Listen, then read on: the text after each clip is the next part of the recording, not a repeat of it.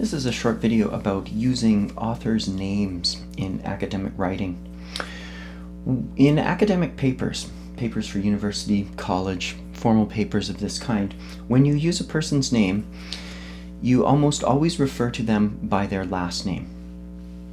The exception to that is when you first refer to a person. When you first refer to a person that you are quoting or citing, paraphrasing, in your paper, you use their full name as it appears on a publication. So using an example, there's Bruce K. Alexander.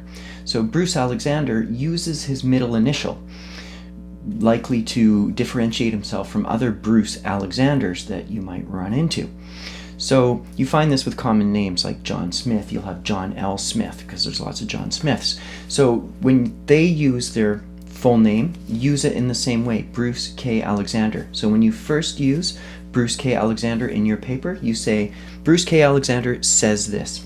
Every subsequent reference to Alexander in that paper goes by the last name Alexander. You introduce Bruce K. Alexander, full name. Every subsequent reference is last name only. You don't use first names in academic writing. It's just the convention, okay?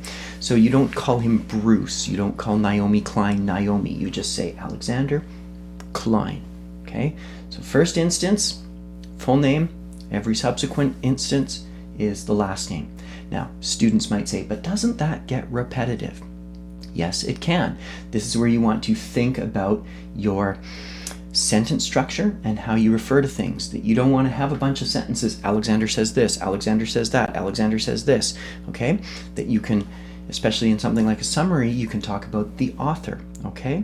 So the reason why this happens at a larger level is that often academic writing will draw in multiple sources, and so you'll have Smith and Alexander and Jones and Thompson, and then they might lump this group of people together and say, these people all support this particular idea, and then there's another group of people that don't support a particular idea. So by referring to last names, you're able to group last names into coherent groupings and set up discussions between opposing points of view.